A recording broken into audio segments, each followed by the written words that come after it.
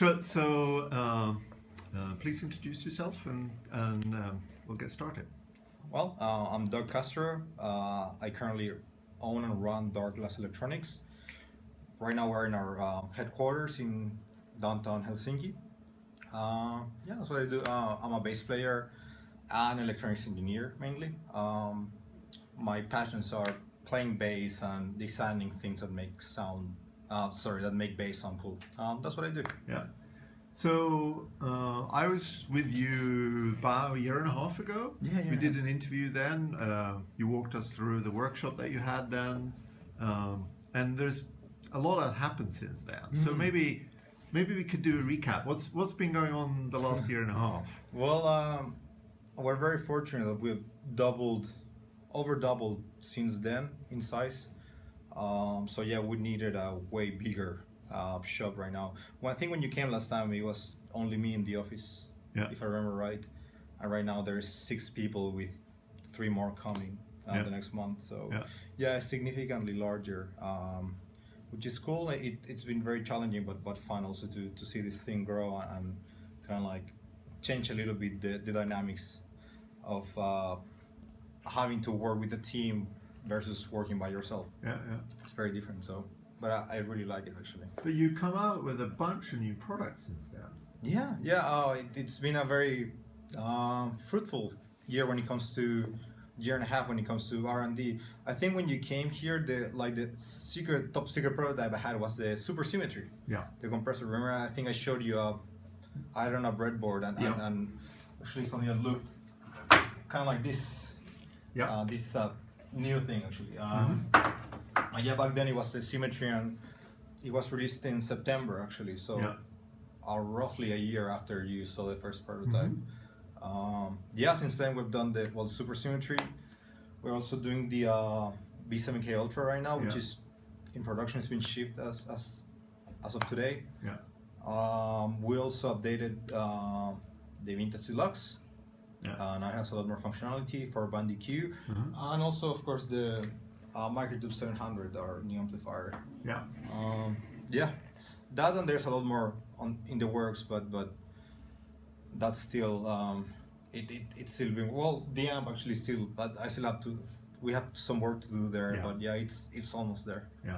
Well, one of the interesting things meeting you last time was, I mean, I know you showed us and actually told us we were going to get a compressor at that point. It's like, okay, you sort of let that break.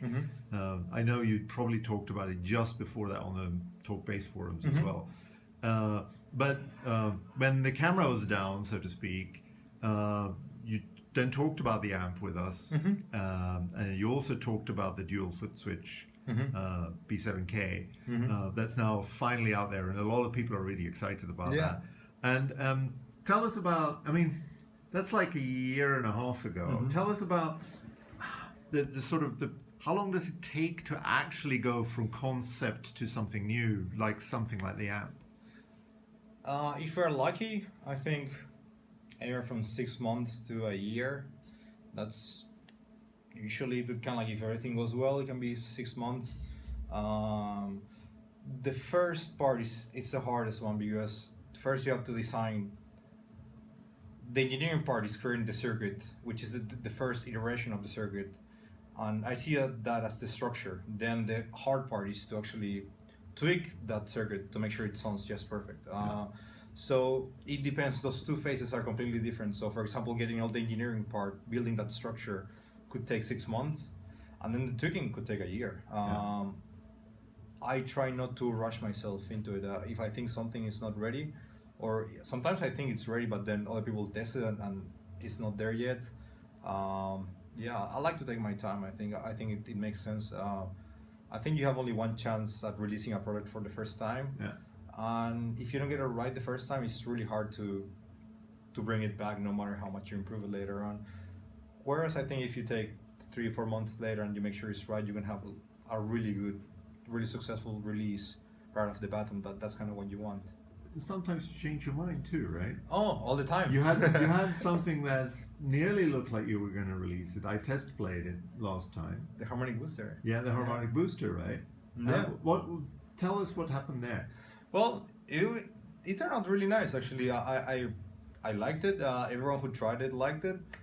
But then when we compared it with other similar preamps made by other people, it was like just as good, I think. And that wasn't good enough. I think right now, especially when there's way more things that we could possibly do than we want to do, you have to be very selective. And for me right now, it's if I don't think something is super special and can contribute something new to the market, I don't think there's a point in releasing it. I think if someone else has already done something that's just as good, I would probably advise you to get something else. If we put something out there and we try to convince people to give it a try and hopefully buy it, it's because we think that it brings something new. It has to be fresh, and it has to, maybe, I don't know, it just didn't feel like special or different enough. Yeah, and I think that's why it also takes us so long to come up with new products, because it takes time to make sure it's something special. And also, I don't really like many things about the current pedal industry, especially, and it's that 90% of the boutique products are just rehashed circuits designed by someone else, modified tube screamers, modified clone centaurs. I think that's kind of boring, and I don't think it's really fair to just like release stuff and try to make money off someone else's work. I don't think tweaking a couple components is hard work, really. So I saw somebody the other day. I mean, there are lots of requests for all sorts of things all the time, but I saw somebody the other day say, "Oh, you know, a 10-band EQ from Darkglass would be really great." But I could, so I can really see you never do like a 10-band EQ, end of story. No, I mean, the MXR is awesome. So if you want a 10-band EQ, get an MXR. I think like which I have one. Yeah, I have one too, somewhere over there. Actually, I use one sometimes when I'm designing something and I want to see what a certain frequency would sound like on that circuit. I will throw in a MXR or a Boss graphic EQ. I don't know. I don't like to make products just because we can. I think every product has to be significant and different enough. It has to feel special. I as silly as it may sound, I think that being a part of a musician's voice and identity, you know, you're helping them tweak their sound. I think it's a big privilege, but also a big responsibility. You know, some of the musicians using our stuff are making music that touches, you know, millions of people and helps make the lives of those millions of people better and more fun, you know, more enjoyable. I think that's a really big responsibility, and I think I take it very seriously. Sometimes maybe too seriously, but so I think for us it has to feel really special, and we have to feel that we have something special here. We have something that's a bit unique and fresh, not something that you could get anywhere else in a way. So over there next to the 700, there's a sort of a blank pedal. It's kind of cool. I think you talked about it a little bit publicly already, right? Yeah, it's a prototype of the distortion we designed with John Stockman from the Australian band Carnival. Amazing musician, amazing guy. He's one of my best friends actually, but we worked together a lot before we became friends. Last summer actually he flew over. I stayed in my house for a month almost. We worked on this circuit. I'm a really big fan of his music, but also I'm a really big fan of his sound. And I thought it'd be really interesting to get his take on sound and try to make it into a pedal. I see him sort of as a sonic architect in the way that he can craft and create these insanely great heavy bass sounds, especially for metal and rock. There's no one else like him, I think. And I thought it'd be a really cool opportunity for us also to be able to get some of his ear and taste and know-how into how to create sounds into a pedal. So we sort of combine his taste, musical taste, also an ear, with our electronic skills and sort of combine them and see what we could come up with. I'm pretty happy with the results. Right now, John is testing it very thoroughly with different studios, different scenarios. Then if we have to tweak something, we'll tweak it, and like we hope to release it this summer. But like I said, if it's not there yet, we'll take our time and make sure that we get it right. Yeah. So I managed to hash my way through and test it a little bit earlier, and I must say, it's going to be interesting. Oh, thank you. Yeah. It really is going to be interesting. I'm really excited about it, to be honest, and that's always a good sign. I love to plug it in and play with it, you know. So that's always a really good sign. Yeah. No, it's really cool, and actually it stacks up really well with our other pedals. So if you run a B3K in front of it, it actually sounds really, really cool too. So I think it's going to be a really cool symbiosis. And the main thing is that it's very different from everything we've done so far, which is cool. It was very refreshing and nice to work on this.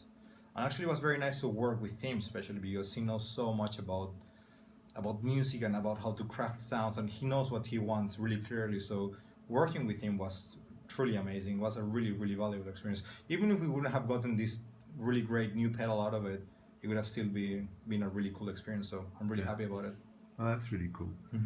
I know a lot of people are sort of chomping at the bit for the 700, but you got some work to do still, right? Yeah. It's almost there. We just need to do some more testing and measuring, everything regarding temperature and stability. But aside from that, I think it's pretty much done. We just want to maybe add a little bit more of functionality with the foot switch.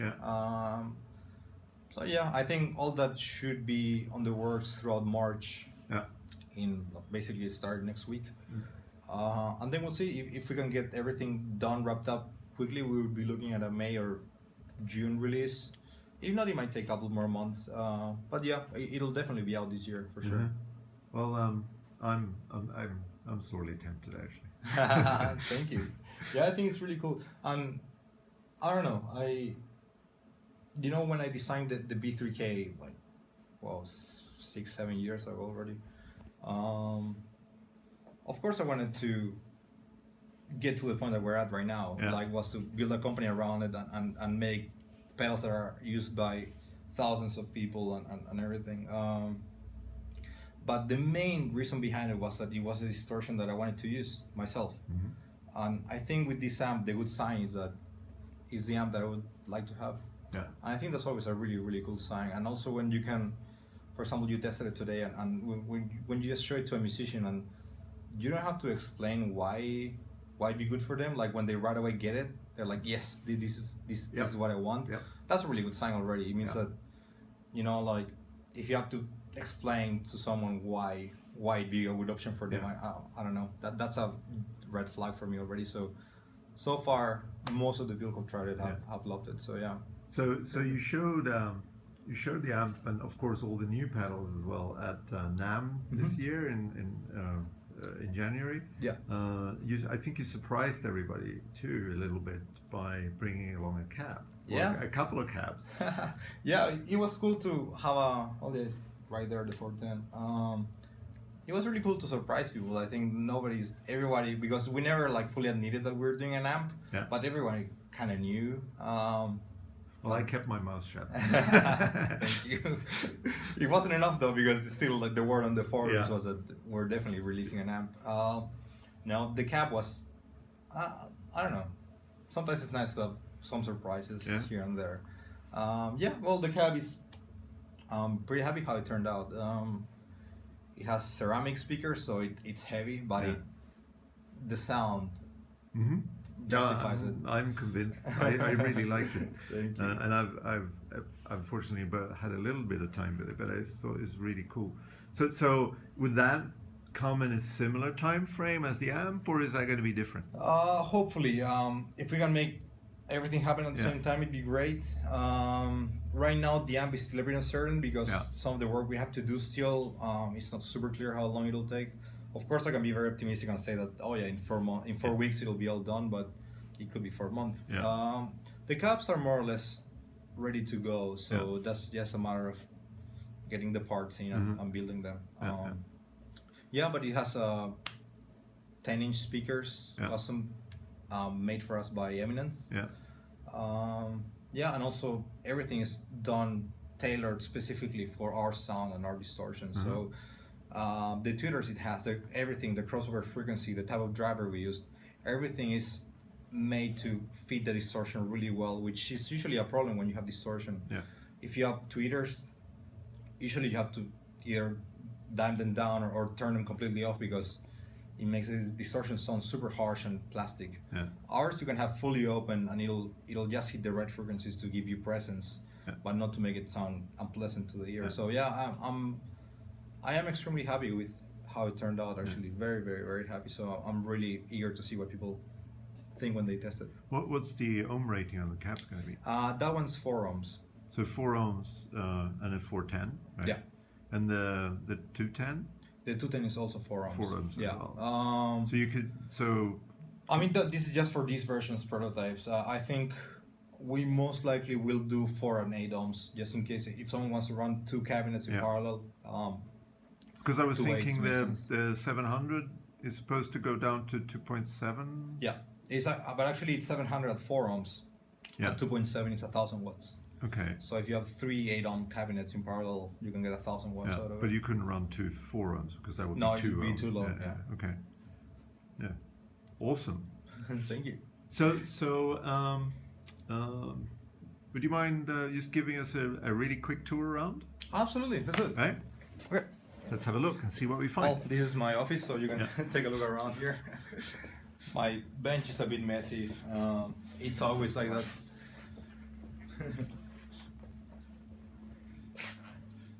Yeah, and it's a lot bigger than what you had before. Yeah, this is the main area, so here's where all the pedals get built. The guys are working on, I think, some ultras right now that are soon to be shipped. These are kitchen, so if you're hungry, we make lunch there and eat. These are, here we have some amps also on some bases. It's cool if you want to play, you can just grab a bass, plug yourself on. Oh, this is the packing area, so all the pedals get cleaned, packed here. Also, when they're ready to ship, we pack the boxes here for the clients to. So it's like a treasure trove with stuff that it's people empty want. now. We shipped hundreds of pedals yesterday. Like it was an insane amount of boxes actually. So yeah, I saw a few got shipped this morning. oh yeah, no, that was nothing. Yesterday we had 10 times that amount. So yeah, that's why the shelf looks a bit empty. It'll be full by next week also. This is our storage room. So here, we keep some parts. We have another storage room for all the big stuff, but everything the guys might need immediately, like potentiometers, circuit boards, jacks, switches, everything it's here. So when the guys are building, let's say if you're building a batch of supersymmetries, they can just come here, grab the parts. When they're done with supersymmetries, they put them back and we can get the parts for the B7K or something. Then you've got headspace. Yes, this is my meditation area. I like to meditate actually. I found out about meditation a year and a half ago, and I was amazed at the difference it made in my life actually. It really helped me focus and calm down and be more creative and also a little bit more balanced. I tend to be not so balanced, I think, so something that kind of like brings me a little bit back to a healthy medium, it's useful. So yeah, this is I meditate here, but also it's like a relaxation room. So we are in a really loud company, so people are testing pedals all the time, so it can get a bit overwhelming. So if you want to take a break from that, you can come here, you can lay down, take a nap, read a book, relax, which is, I think, it's cool. Yeah, excellent. So thank you so much for letting us come and visit you. No, thank you very much. Because I know is really appreciated, and by people that follow you, because you have a great presence on several bass talk boards and places like that, and Facebook, etc. So just from all of them, I know. Thank you. Oh no, thank you for coming. I really appreciate you coming and all the support online. It's really awesome. So everyone who likes Darkglass and supports Darkglass, thank you very much, because this is the best job in the world, and because of you we get to do it. So thank you so much. Cool. And maybe we'll be back in another 18 months and see some really cool stuff, because I know you've got some good stuff in the go, but we're not going to talk about that. Yeah, well, hopefully it won't be that long. So let's try to give it to 12 months. So maybe next year around this day you can come and hopefully we'll have new cool stuff to show you. Excellent. Awesome, man. Thank you so much. Thanks.